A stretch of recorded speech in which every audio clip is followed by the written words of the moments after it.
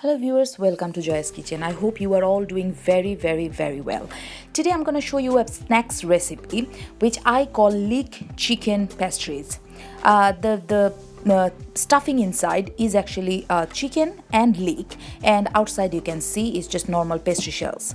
It's so yummy and it's so good with cup of tea, and this is one of the best snack like you can ever made at your home, and you can serve to your guest or to your children. It's amazing. I'm gonna show you step by step how I'm gonna make it. It's quite easy. Just stay with me and enjoy the recipe. So I took 50 gram of minced chicken. You can go for minced lamb or minced beef, but I prefer chicken for this kind of pastries. So I took 50 gram of chicken, minced chicken here.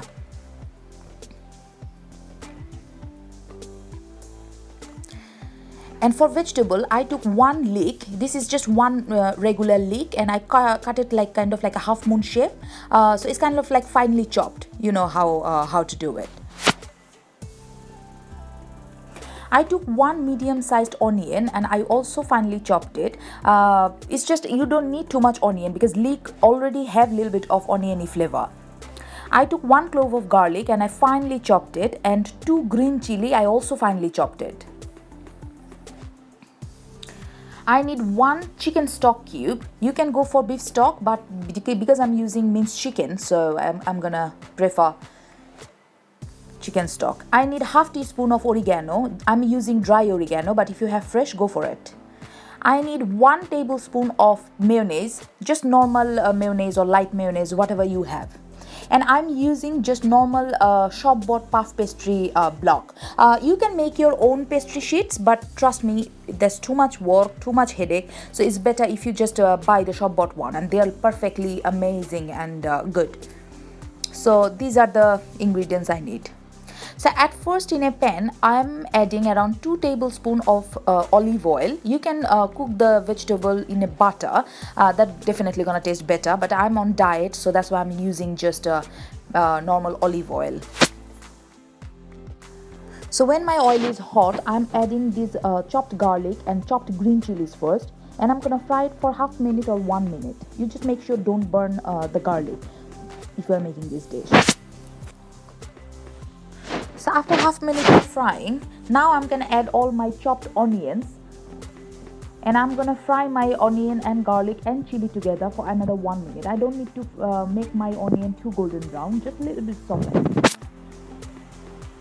So my onion is soft now after 1 minute. Now I'm gonna add this chopped chicken stock cube. This chicken stock cube actually gonna give a really rich flavor in my stuffing. If you don't have available, just you can skip this part, but I'll ask you just to add one. And now I'm gonna fry my onion for another 1 minute. So now after 1 minute, I'm gonna add my finely sliced or chopped leek here.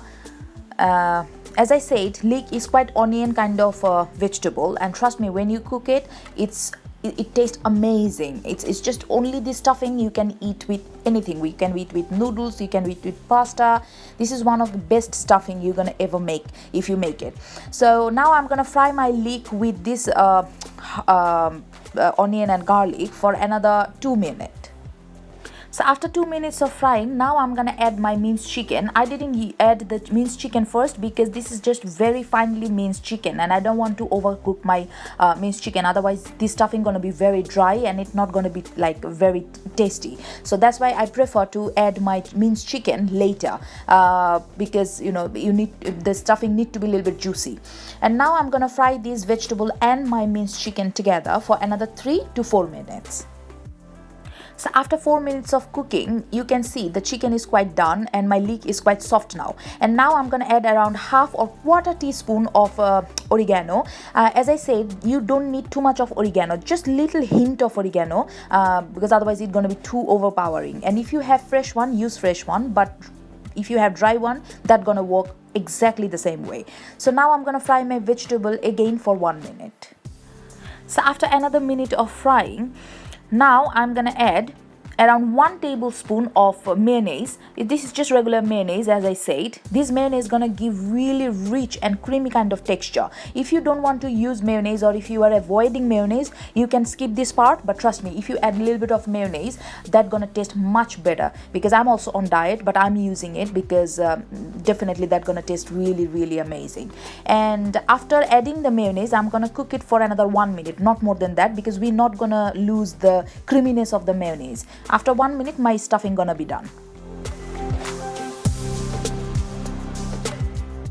So you can see my stuffing is ready, and as I said, this stuffing is good with everything. You can use as a sandwich stuffing, you can use as a pasta topping or pizza topping. Is so good. And now it's time to make my pastries.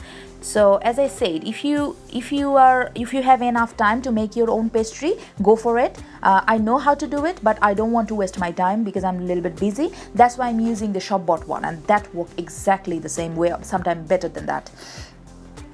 So I'm just one thing you have to do, because this block's going to be very hard if it's in the fridge, so at least 1 hour before you make the pastries, you have to bring it in room temperature, so you can keep somewhere in your kitchen, and after 1 hour it's going to be very soft to use, like the way I'm doing now.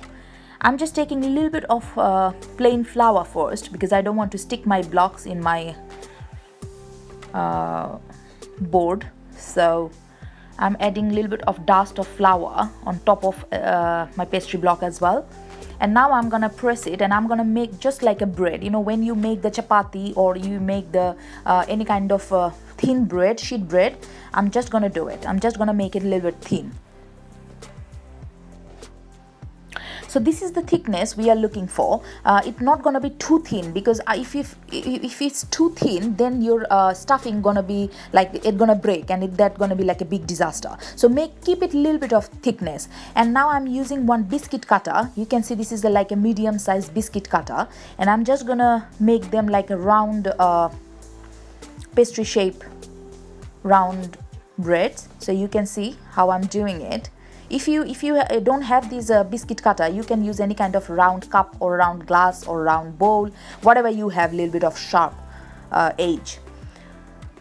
You can use anything with sharp edge. So now I'm gonna take all these round sheets.